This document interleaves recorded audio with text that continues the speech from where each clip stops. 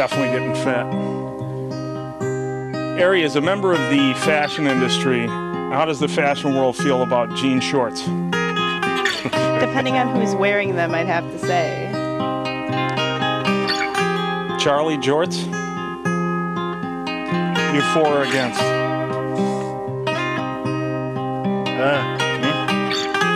For.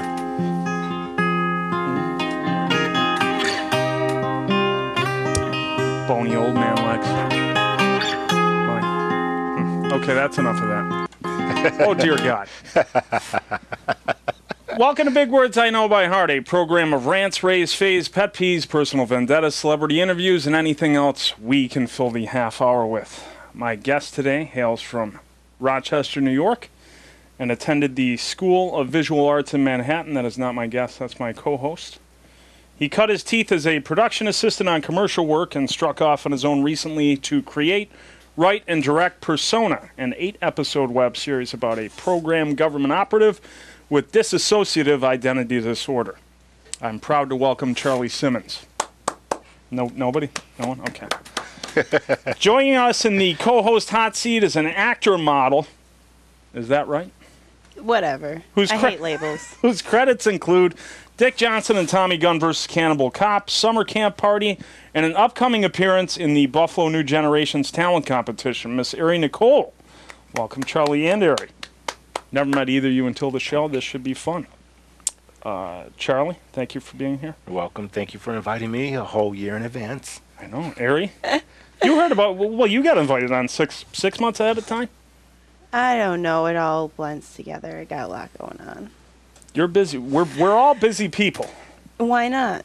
Why not, indeed? Boredom's a choice. You can choose to be bored or you can do anything else. And you have 18 jobs. And yeah, probably. If you count every single role that I played or every single show that I'm walking in as a separate job, there's probably that many. I don't count. Jeez. I have too many other things to do. I don't have time to count. Charlie, are you prepared for your questions? I hope so. Like I said, my hands aren't really sweating, so yeah, we could roll them. I think we're good pals now. We talked about 80s body-swapping comedies. Kirk Cameron, Fred Savage. Why is popular culture saturated with alter personas, and do you think Pikachu is a Manchurian candidate? Oh, my gosh. What in the world? What kind of question is that, Pikachu? I remember I called a friend. I had to get one Pokemon Go joke in there. I'm sorry. Everybody is. I remember I called a friend of mine. I called her that she looked like a Pikachu, and I didn't even know what a Pikachu was. This was like way back when, but she laughed. I don't know if that's a compliment. No. No? Pikachu's pretty chubby. They are? Yeah. Okay. Well, I didn't even know. It just You called her Pikachu without knowing what a Pikachu was. Yeah, this was years and years ago. Probably when Pokemon So how can you use started. an adjective without actually knowing what the adjective means? I was younger, but now I learned. Wow, the claws are coming out early. I know. She's attacking me It's already. just a question. I think she's going to hit me up from when I cut her off at the 1, 2, 3. Mr. Simmons? Yes. While we're on the subject of alter personas, or alters, what made Garth Brooks think he could pull off his rock-themed My Life as Chris Gaines spinoff with his gargantuan, Rushmore-like head and that horrible soul patch? I think he hit his head on something. His head just keeps getting bigger. I don't know what's happening there. I don't really listen to Garth Brooks at all.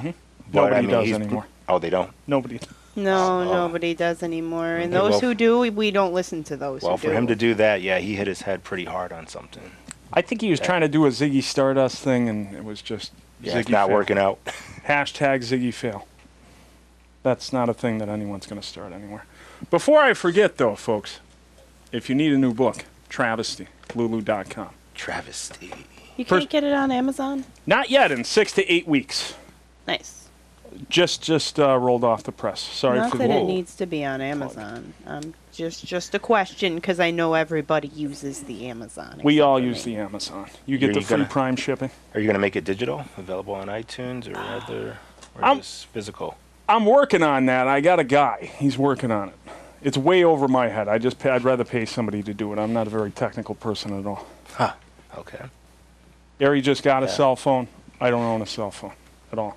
At all? You don't? At all, no. It's a personal belief thing which you can read about in Travesty, out now. Is Persona going to be available on the DVD and the Blu-ray?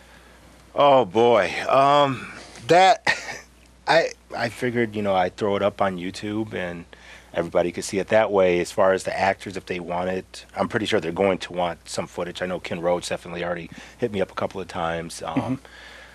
So I could shoot him like some QuickTime files if there's anything specific, or every episode, throw it on his hard drive. But as far as the other actors go, to get them the footage, I'll probably end up making a DVD for them. So or just give them QuickTime files actually, so they can pull from that to add to their reel. You got to monetize. You should bank on that. No? I thought about it. I was going to I might try to get it into a festival or two in Rochester. But I was thinking, I haven't shot anything in a while, or directed anything in a while, and I figured, since this is just me starting up again, why not just kind of use it as a stepping stone and portfolio? For my portfolio, to get something out there to show people what I can do, what I'm capable of, and my next project definitely maybe monetize on that. 4K high-res director's cut, uncut. I was thinking maybe 5K. That's what we'll be on. Technology's moving real fast, so it's hard to keep up with stuff now. So it's too fast. Yeah. I still have the tube television at home. Oh, no, gosh. that's not true. Oh, thank God. I have one of those. Oh Tube boy. TV? The DVD player built into the bottom of it. Nice. Those were hot back then. And I got the PlayStation 2.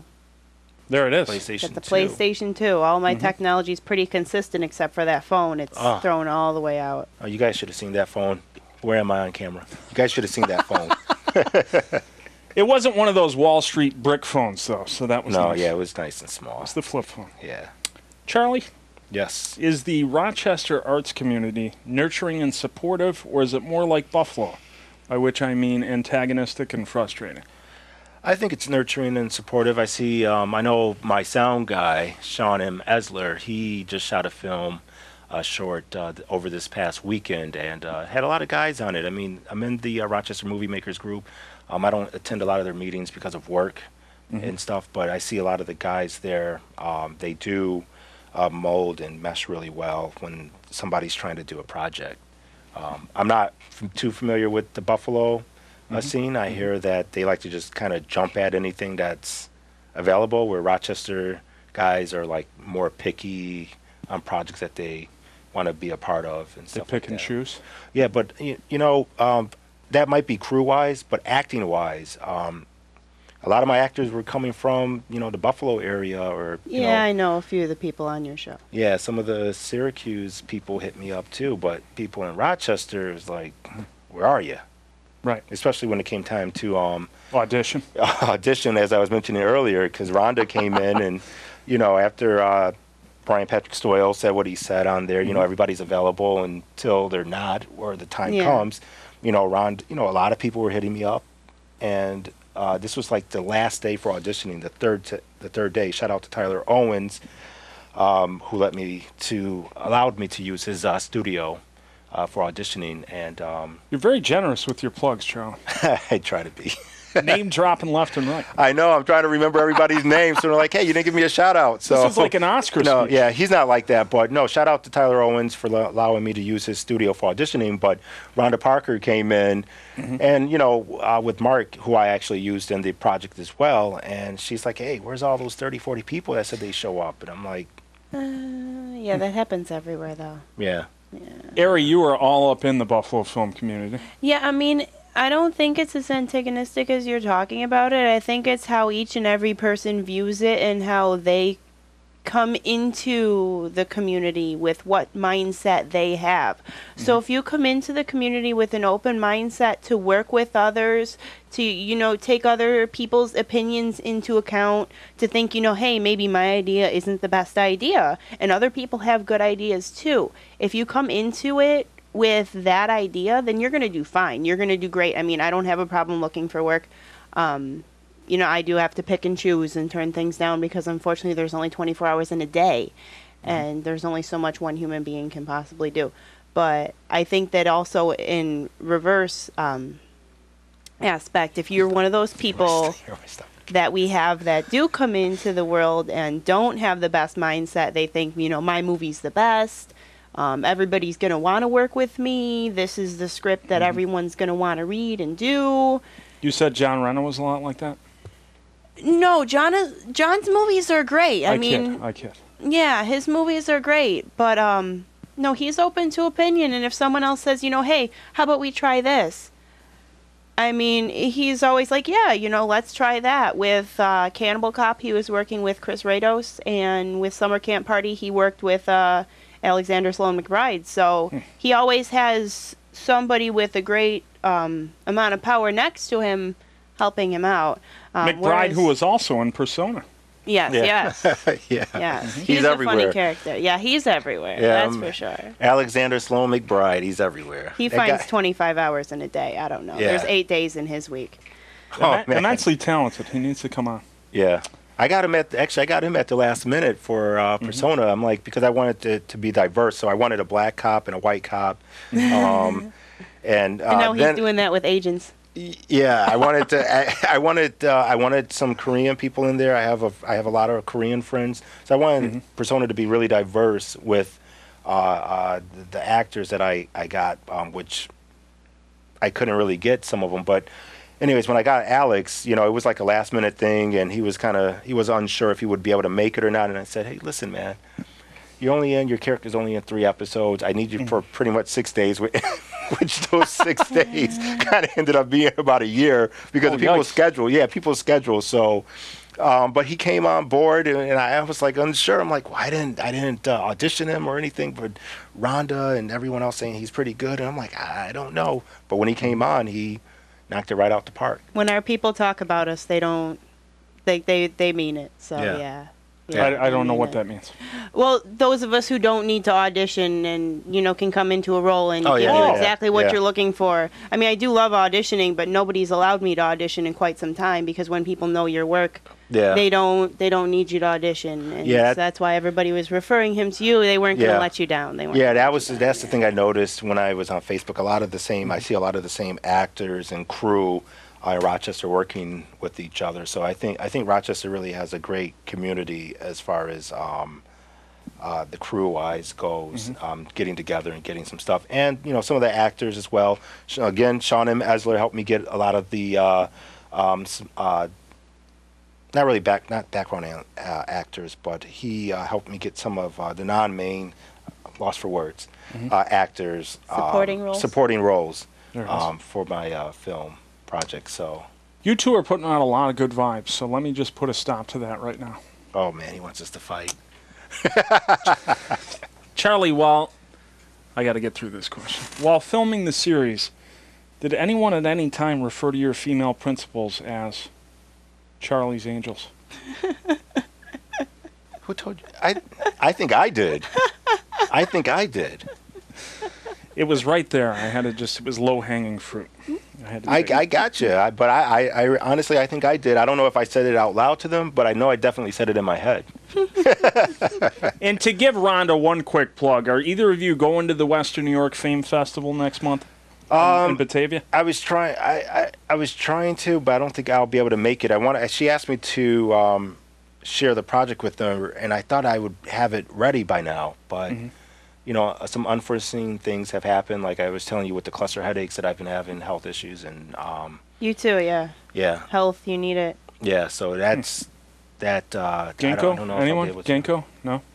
Is anybody doing Ginkgo anymore for health? No. No, I don't think so. Kale? Free range kale? Tussin, Robitussin. During pre-production on this series, you're in pre-production, correct? I'm in post right now. Oh, nice. Did you ever reach an absolute point where the clip is edited to perfection? During post? Yeah. During post-production? Or do you feel like, hey, I need to go back and do one more thing, or it could have been a little bit better because of this? Honestly, I learned the aesthetics of editing. I'm not the greatest editor, but I learned the aesthetics of editing through a teacher at School of Visual Arts in Manhattan, Vince Labruto. And he's great. And I think as long as you understand the aesthetics of editing, you can, build everything and then go over it. Me, I kind of perfectionist. in a sense. I try not to complete a scene until I'm happy with it, and then I'll go on to the next. I know a lot of editors are like, well, you should really kind of throw everything and see how it looks at a glance. Me, I'm like, I already know how I kind of want it to look, so I'm already starting on this scene, that scene, and within a week, I'm already finished with the first episode. And it sounds like you have to compartmentalize a lot. Pretty much within myself as well, because I get lost and I'm like, what am I doing? I don't understand this. So you try to, contact some people that have more knowledge in editing than you do. And I even shared it with my friend Ron via Skype, and like, hey, what do you think about this cut? And he's like looking at it and like, I'm not feeling that one. Why don't you try this? Why don't you try that? And I'm like, all right. Sometimes it looks better, sometimes it doesn't, or but I mean, everything is basically working out. I have 2 more episodes to edit and then also get color corrected and sent to the sound guy. I have Jason Berardi. He's helping color correct the episodes, and I have Justin Sloan out of New York City. He's the sound engineer. So he made the first episode sound really good. So I wasn't going to give you a bad clip until I made sure it was good. Stay tuned for the bonus clip afterwards. It will be Big Words Video 27.1. Airy, this question is for you. Are you, in fact, the president of the Niagara Falls chapter of the Jason John Beebe fan club? Fan club? Yes. She's looking at you like, what? I don't know if that was a response. That is not a response. What's up with this Karen Carm character on IMDb? Is that a nom de plume? I'm getting stonewalled, Charlie. Stonewalled. Wow, I am in trouble. Nothing? Karen I was Carm? adopted. You were adopted? But you were a Mohawk. IMDb lists you also known as Karen Carm. Yeah, that was my first role in one of Bill Cowell's films. I was adopted, so my name has been completely changed. Okay. I don't use that name anymore, but... I did not mean to strike a nerve. No, that's the name that's on the credits of the film. Okay. So you can't exactly expect Cowell to cut up the credits and change his film that's already, I think Lionsgate picked up that one. I see. So, I mean, that's the credit that's on the film. So it's going to be on there. It's just the smallest role I've ever done. I had a little background character when I was maybe, 15 years old. IMDb's goofy though, Nobody talks about that one anymore. There's so many better ones to talk about. Tom, you should ask her. Like, when were you 15 years old? What year was that? Whoa. That way you can get a response. I'm going to just put it out there. You can on get the a response age, you never ask a lady's age. You don't ask a lady's age. Well, yeah, you did earlier. I was just trying to help you out. Early 1000. Early 1000. You can see it on IMDb. The movie has a date on when it was filmed and cut. So there you go. Now I told you how old I was in the movie. You got the date on the movie. It's not. Carry the one. Not a secret. I count with my hoof usually. On to more serious fare. Charlie, you are a firm believer in strong female leads. Is it finally time for a Tootsie reboot and or prequel starring Bradley Cooper in the titular role? No, but it is definitely time for a strong African-American female to take over, or I should say get the baton passed to her for another revenge film, because there hasn't been one since Pam Grier. And that's what I'm trying to do. So I wrote a script called Not Afraid to Die. That's a revenge film, and it pays homage to Pam Grier's Foxy, more or less Coffee films as well. Nice. When do you start casting for those? I don't know. You can look up Not Afraid to Die on Facebook, and you can see I try to do a little teaser and all that stuff. And we were working, me and a friend of mine were working with a guy in New York at the time, and I'm not going to say he wasted a year, with us, but at the end of the day, it was just like it wasn't going anywhere. The script's done. I wanted to shoot in Brooklyn locations. I knew what camera I wanted to use. I have all this stuff still. My friend wrote out. Is this your passion project? Oh man, this project, yeah. I want to get Pam Grier in it. I don't want to do it without Pam Grier in it, because she will be playing the girl's caretaker basically, and it's like passing the baton. I wanted. I'd like to read her book now that I know she has her book it's really good. I read it twice, and it makes you happy, sad, upset, angry, things that happen to her. And I always say, man, if I know a lot of women go through stuff. I'm not trying to say anybody that stuff that they're in going her through youth, is lesser yes, than her. that was yeah, no in her good. youth, the stuff that she went through in her youth is like mind blowing, and she survived it all. 4-stage cancer, and my stomach's rumbling right now. But yes, rape. I believe she was raped at twice. 15, I read about that. Yeah, raped twice, stage 4 cancer. Guy left her when she was going to tell him, and saw him years later, and with another girl that he was going to marry, and it was just like, wow. If you read one book, read Pam Grier's book. If you're going to read 2 books, Travesty, available on Lulu.com now. I'm so sorry. I love that plug-in. Shameless. No, I like it. Hey, you I prefer like book? it. It kind of It kind of reminds me like the WWE or WWF Raw days, Raw's War, where Triple H and Shawn Michaels would always plug in their stuff. They're talking, doing their little spill, and then they would plug in, remember this. You got to get your stuff out there any which way you can, Charlie. I'm just saying. If you don't promote yourself, nobody else will promote you. You were 100% right. Well, Tom Waters is helping promote both of us right now. Good plugs all around. We're going to do all the comic questions in one shot because we're both comic fans. What are your first thoughts on the Justice League Comic-Con trailer? Do you think Suicide Squad will crush Batman vs. Superman in terms of audience approval? And are you as excited as I am about the Justice League Dark movie with Matt Ryan as Constantine? Or is it Constantine? Constantine. Okay. That is a lot of questions. It is.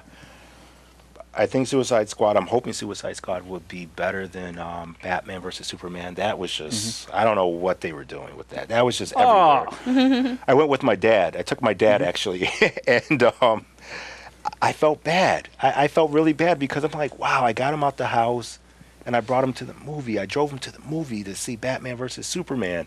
I didn't know what was worse. Like, oh, come on. Well, because he didn't even enjoy it. He's like, what's going on? He's like, one time it's over here, one thing, they're doing this, the next they're doing this. And I'm like, yeah, I know. He fell asleep. I kind of fell asleep. Airy, are you thumbs up or thumbs down, Batman, Superman? Yeah, I knew you were going to ask me. I haven't seen it. Jesus on a pogo stick. My best friend's a Batman fan. Here, she liked it because she's a Batman fan. Save your life. Don't see it. Save your life. Oh, I don't even like Zack Snyder, but I like this one a little bit more every time I see it. Batman versus Superman? Yeah. I'm going to defend it. You must be watching the Ultimate Cut. If anybody needs more money, it's Giant Hollywood. Yeah. No one agrees with that. I'm too busy watching the movies around here. There's some good stuff around here, too. Yeah. Justice League trailer, more lighthearted. Looks good. I think it looks good. I think it might do well. I mean, but they're showing us some of the good stuff. I'm pretty sure by the 8th trailer, that's when we'll probably see Superman. Since they like to reveal everything, we'll see He'll be Superman. in there. We'll see. Well, by the 8th trailer, we'll see the entire story. And that's out. That's out next fall. And that's the thing with a lot of movies nowadays. They just show watch you the trailers. Yeah, you just watch the trailer and there's the whole freaking story. I remember, it ruined Finding Dory for me. No one. Yeah, I didn't see that one either. I haven't seen that. It was a delightful romp. I actually was trying to take my sister's kid to see that because that would have been a good excuse. It's good stuff. Yeah, to go see it. Yeah, hey, let's go take your 4-year-old. Let's go see this movie. She's like, she already saw it. I have a kid. I have a kid. We had to go. I have to go. And my son's review was that he was more fascinated with the bathrooms at the Regal cinemas than the movie. Oh, wow. Shame. Jeez. What do you That story had a lot of potential. I mean, they could have came out with that years ago. Finding Dory? Yeah. Or bathrooms? Given. Finding Dory? Yeah. There's a lot of sequels coming out. Sequelitis. TV show and movies, a lot of sequels now. I mean, reboots of TV shows. MacGyver, I don't know if you even saw that. Greatest American Hero? Can you believe they're making another one of those? What, a 25-year-old kid? I'm not a fan of that Flash, I'll tell you that much. Oh, and that's all I'm going to say about comics for the rest of the movie? show. Yeah. The kid? Yeah, it looks like armor. It's armor, right? Yeah. I don't know what it is. Yeah. In a weird way.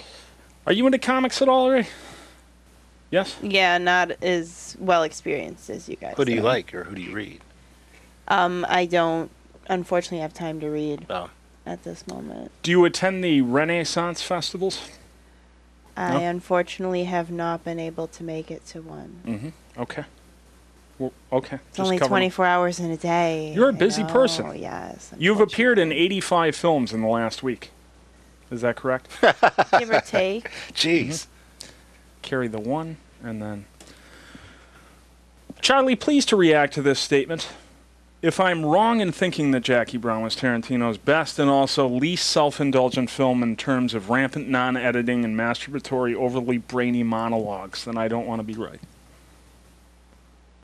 Come again? Jackie Brown was Tarantino's best, correct? Yeah, I think it's one of his best films, yeah. I love it. You do not recognize Tarantino, all right? Correct. I thought, yeah, Jackie Brown was like... There are better out there. It's a timeless film. I watch it, I'm like, wow, this was made back in, I think, what, 96, 97? Yeah, I didn't see that one. Yeah. Either. Yeah, I'm like, wow. I'm like, that many years ago. And still holds up. Yeah, the scene with Chris Tucker and Samuel Jackson, I think, is one of the funniest scenes I've ever seen in a film. I mean, you should watch Jackie Brown. It's great. I got a long list of things I should do. Have you written them all down like me? I have some written down, actually. Yeah. I have a tendency of forgetting things, and I have like a big list of things that I write down, like either for the day I need to get done or try to, and then for the week, for the year, things I want to accomplish. At the top of the list it says to do today. The bottom of the list it says or tomorrow. Now, do you keep that in your new phone, or do you write it down? Wow. That's on the front of my refrigerator. Okay. I fit in a 2-hour Old nap school. today, and I ate Velveeta shells and cheese for those of you watching at home. This episode brought to you by Velveeta shells and cheese. I don't my think it's stomach's- actually brought My by stomach's going to start shells and rumbling cheese. again. We'd see it in many more places. If it It's a story for another time. It's not that interesting. How many cases of sparkling spring water and rose petal douche did you have to have on set for industry diva and bad girl Rhonda Parker? Speaking of Rhonda Parker. Not many. Rhonda was just happy with just the water. Easy I going. don't even think I ever saw her drink water on set. Now, Fatima, the lead actress, I would mention some stuff. Like I mentioned bubble tea, and you mentioned something around her. She's like, "Well, bring us some. Did you bring us any? I want some." I've never had bubble tea. It's great. It's delicious. Yeah, You it's should really have brought good. her some Yeah. tea. Well, I got her one at the RockCon when we did the panel. The RIT guys, man, lost for words again. What is their name? Oh my gosh! But the bubble tea guys that I get from RIT, they were actually at the RockCon. Is bubble tea a big thing in Rochester, or is that in the world? I think it's more or less in the world, but cultural. yeah, you have to kind of acquire a taste for it because you can get these little black tapioca balls. And I didn't like it when I first had them, because it hit the back of my throat. I'm like, oh my gosh, what is that? And I didn't like it, but after a while, it's like black tea or green tea flavored strawberry, grape or whatever. Depending on where you go, you can get Yeah. 50,000 different kinds of flavors at this point. That's what I want. I like the grape, but It comes from the Asian culture. yeah, the tapioca is like gummy bears almost. Yikes. The They texture of it, yeah, the texture of it, is very yeah. similar to that. Yeah. That sounds horrifying. It's great. It's great stuff. That and another drink that I'm going to probably get after I leave here, 15 minutes away, Don Tequila. I'm dropping names like I don't know what. I Right? know, you're just dropping mad plugs. Well, We're Don Tequi- almost out of time. Oh, I'm sorry. Don Tequila don't be. horchata. It's a Mexican rice water. It's great. I'd stick with the bubble tea. I It's don't know great. about that. It's great. Charlie and Airy Anyways. dropping plugs. Airy, one last question for you. Would you consider Dick Johnson and Tommygun versus Cannibal Cop a rom-com? A what? Rom-com. Define? Romantic comedy. No. No, they won a lot of best genre films. I mean, it's an action more than anything else. It's definitely a comedy, but I mean, the Cannibal Cop cut turned out great, and I'm one of the worst critics, especially to come from any movie that I've either been in or know people who've been in, and I'll find anything that I can pick apart about it. But it was so funny. It deserves to win the best feature. Like, it deserves the awards that it has. They definitely, everybody really pulled everything through. We got 10 seconds. I'm the so sorry. sequel will be great too. The sequel in production. Thank you so much, you two.